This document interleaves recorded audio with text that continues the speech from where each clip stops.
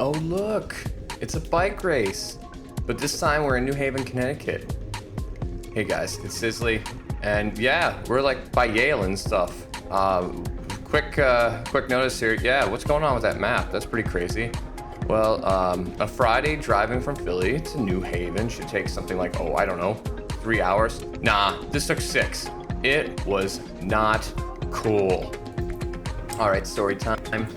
Kim literally got me as close to the race as possible. I ride in my bike in my civilian clothes at least a half a mile. So I literally rocked up the registration, gave my ID, asked for my Cat 34 bib number, and the race director just straight up looks at me, hands me my number, and goes, "That's your race lined up behind me." I shit you not. I handed him my top and asked him very nicely to pin my digits on there. I ran to the porta potty and went straight up Superman Clark Kent and got ready. All of my personal belongings in a bag, and just happenstance, Jacqueline, one of the local riders in Philly, sees me in distress and takes my bag from me. I strap my helmet on, the whistle literally goes, and I just go. I don't even know if I have my sunglasses on. So the tape is messed up because I forgot to start my camera, I forgot to start my Wahoo, and that's why that icon in that map is floating around like with weird data. But it looks like it's about to start correcting itself, so, oh hey look, it's Logan. Yeah, a teammate. So let's jump right into it. We've already gone through a lap, so.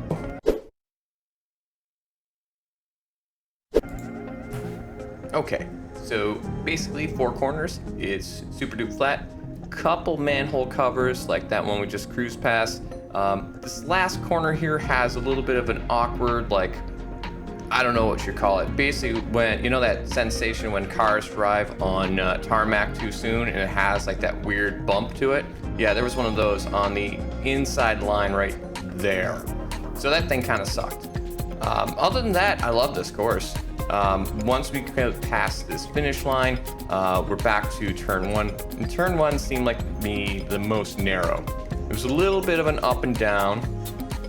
Hey, look, our lap counter is working. Cool, so we have data. I actually don't remember how many laps this race actually was, so I'm gonna lie and say that 200 laps have already gone by. And I'm about to take a really bad line into turn 1, because I've been sitting on the front for 200 laps. And I'm gonna let Logan get to the front here. And I'm gonna just kind of get back and let my heart rate settle down. I think that's my buddy, David Gonzalez there. Guys, if you don't recognize David, really handsome, nice Colombian man, please say hi to him in a couple bike races. He is probably the most friendly racer there is in all of this country. Cool, so now that I've rambled on enough, yeah, so this course, standard 4-corner crit, we're going down because we went up after turn 3 at the finish line. Or 4? Yeah, 4. Math is hard. And most of this race we have been pretty much single file, so it's starting to swell up a little bit, and people are starting to go a little bit easier. As you can see, my heart rate's coming down. And there's that manhole cover we were talking about again. Oh, and by the way, the reason why we only have a rear camera, yeah, I didn't have time to screw on that front camera. If I had missed the race while messing with a GoPro, that'd be pretty embarrassing. All right, so we're coming around to turn 4 here. Gonna come back up, and I'm gonna kill the music for just a second.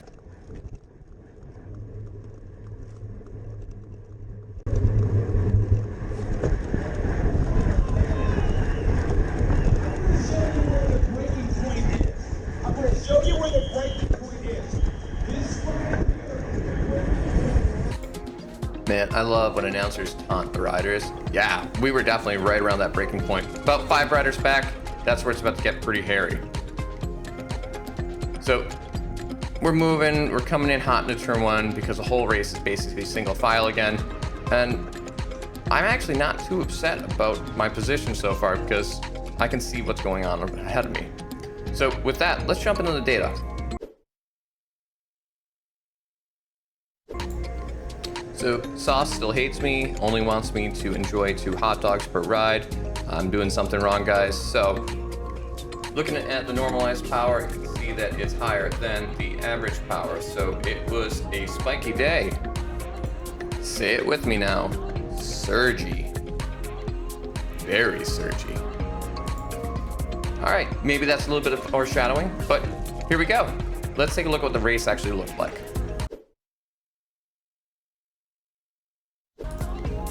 So lap 204 here coming up, and I just want to pat myself on the back on something I've been working on all year. And I see that the bunch is starting to swell up, and I see an opening for me to move up, and I do.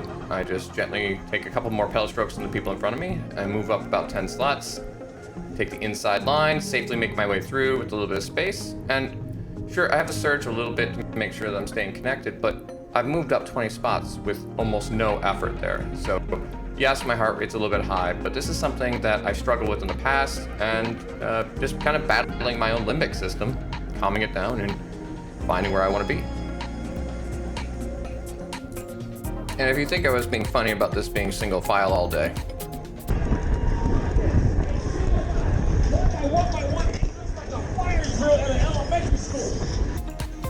man, the announcer is on fire, just calling out just like he sees it. It's all single file again. It's like a fire drill at an elementary school. I really appreciate that kind of next level creativity.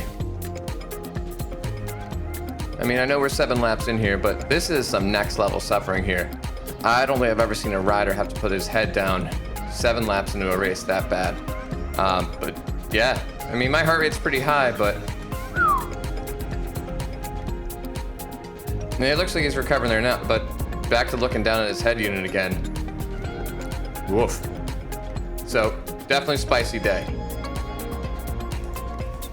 So we're checking in here at lap 11, and consistently this seems to be a spot where the swell starts to happen. So passing on the inside seems to be the masterclass move. And looking back, I see that we have made the selection, as anybody who is out of picture there is pretty much out of this race. So at this point, now that we've made the selection and it is starting to calm down a little bit, it's time for me to reinsert and be patient and try to bring that heart rate down.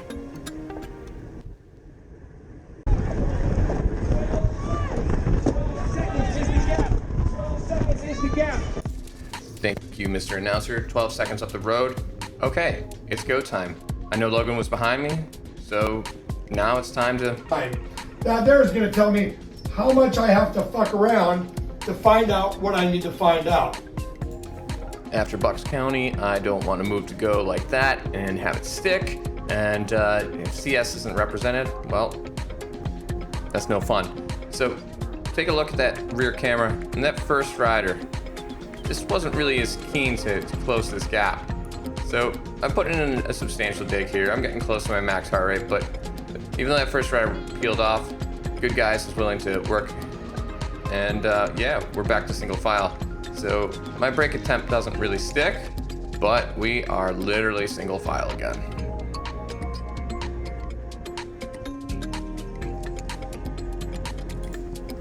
I'm okay to coast back a little bit here and just make sure that I can get the line that I want to this corner. That rather muscular rider almost runs right into me. And as far as you can see, there are riders just getting shattered off the back of this. So we're gonna come around and watch out for that dicey bit of pavement. Come through, and my heart rate's not near the max yet, but we're still sprinting up this kicker here.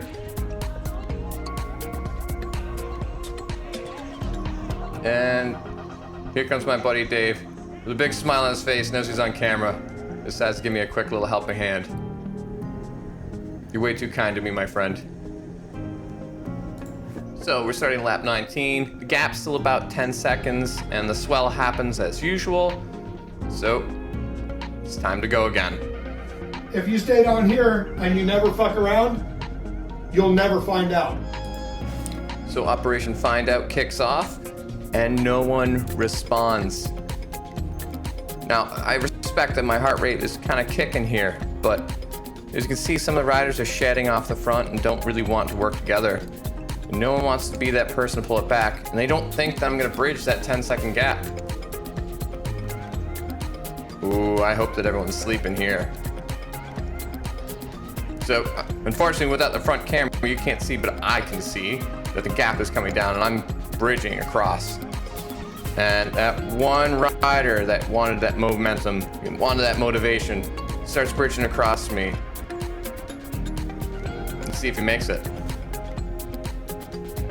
He's splintering off the front. Man, he must be putting out so much. Because no one is on that wheel with him. They're just too far back.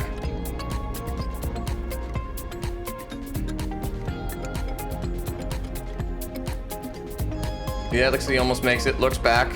Wants to see what kind of line he gets to take around this turn. So he's brought maybe 2 or 3 passengers with him after they finally got on the rivet.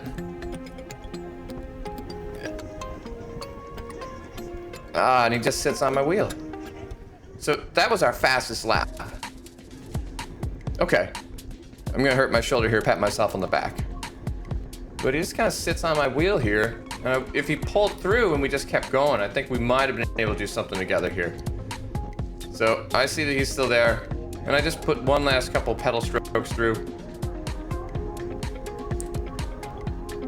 And you can barely see that those riders are still trying to get connected, but we have definitely animated this race.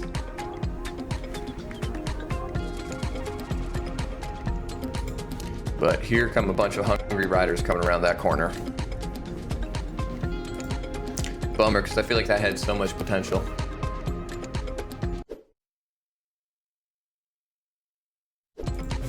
You know, if you're getting to the 26th lap and now you're finally starting to talk about tactics, there clearly were none. But I was able to keep detecting when this swell would happen here. A preem lap just gets announced and everybody's feeling each other out like prize fighters. And I'm just like, okay, that inside line is open again. Bye. So I just throw a haymaker into turn 1 and I just send it for 40 bucks. I probably blew my whole race, but whew.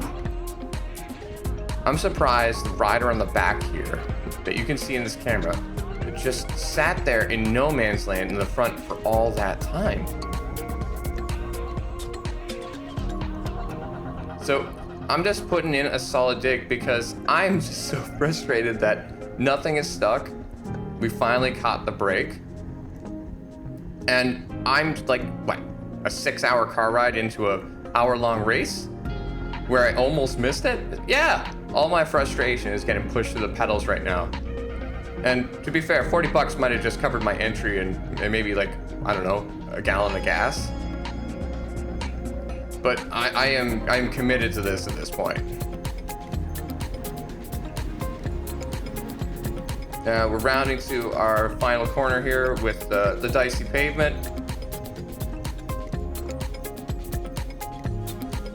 And I've just looked back and I'm saying, no, this is mine. You cannot have this. Oh, that was the break. So I just caught the break on the preem lap and I am $40 richer.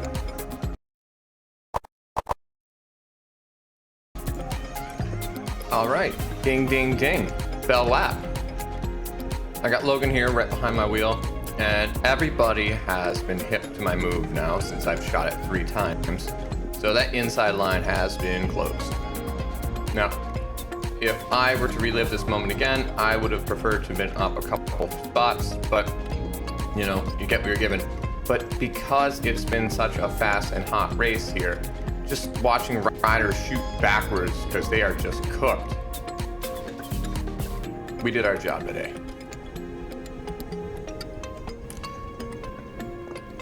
All right, we're gonna full send down here, and I know that I don't have too much of an effort left in my legs, but we are wrapping up this entire season, and I know this is my last race of the year, so if I get a chance to overtake a couple more riders, maybe get a top 10, maybe a couple more USAC points, let's see what we can get out of this.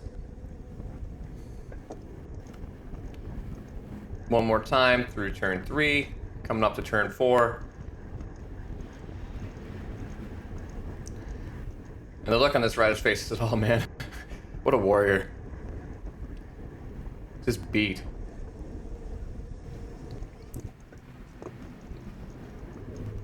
And just uncork it there at the end here just to make sure nobody else comes over the top on me.